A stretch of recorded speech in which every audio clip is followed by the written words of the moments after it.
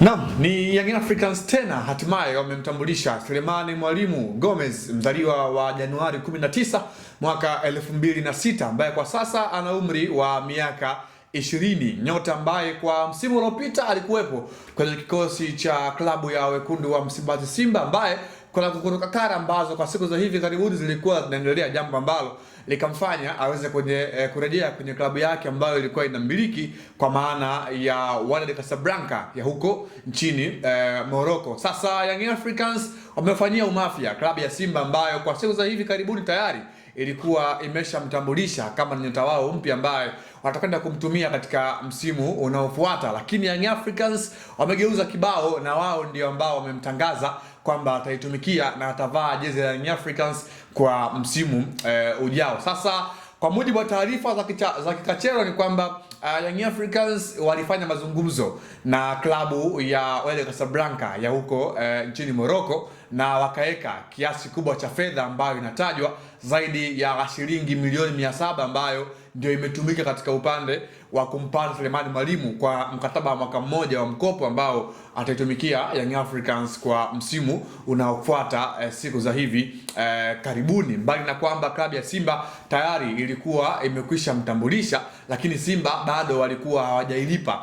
klabu ya Wydad Casablanca pesa ambayo walikuwa wanahitaji, jambo ambalo likawa rahisi kwa upande wa uongozi wa timu ya Wydad Casablanca kuweza kufanya biashara na klabu ya Young Africans ambao tayari wamekwisha mtambulisha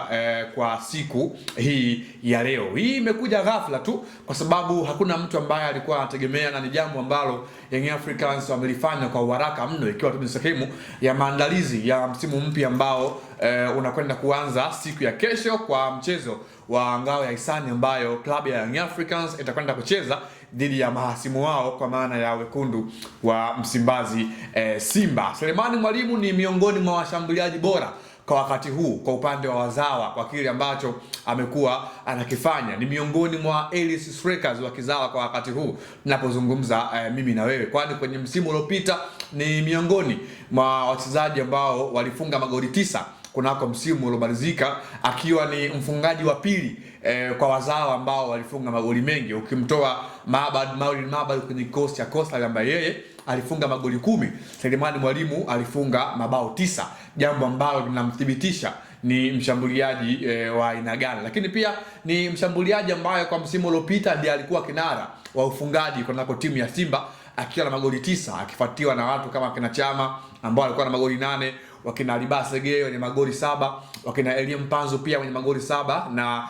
Ansat Ura ambaye alifunga magoli 6 kwa msimu uliopita. Kwa hiyo klabu ya Simba wamempoteza mshambuliaji ambaye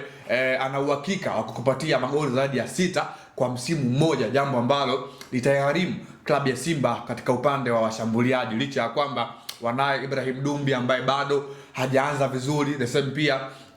kuna mtu kama vile Elie Mpanzu ambaye ni first number 9, Mwalimu amekuwa anamtumia kwa takriban kile ambacho anakiamini kama mpango kazi wa mechi husika, sanjari na Baraka Mwangosi ambaye amekuwa pia akionekana kwenye baadhi ya mechi za wekundu wa Msimbazi Simba. Kwa hiyo kwa klabu ya Simba kumpoteza mshambuliaji hatari na mzawa kama Selemani Mwalimu ni sehemu tu ya pigo kwa upande wao, and then ametimkia kunako mahasimu wao wa karibu. Ni sehemu ya jambo ambalo inabidi viongozi wa Simba wajitafakari kwa kiasi kikubwa kwa hichi ambacho kinazungumzwa. Kwa hiyo ndio hivyo, tayari Selemani Mwalimu ni mwananchi kwa mkataba wa mwaka mmoja wa mkopo ambao atautumikia Young Africans kwa msimu ambao tunakwenda kuanza siku chache zijazo. Jina langu ni Leopard John, sauti ya mvua. Nikushukuru kwa wewe ambaye umekuwa nami kwa siku ya leo, ambako tumeangazia juu ya swala ambalo linahusu klabu ya Young Africans mara baada ya kumtambulisha Selemani Mwalimu Gomez mwenye umri wa miaka 20. Nyuma ya kamera alikuwepo Agnes Alois.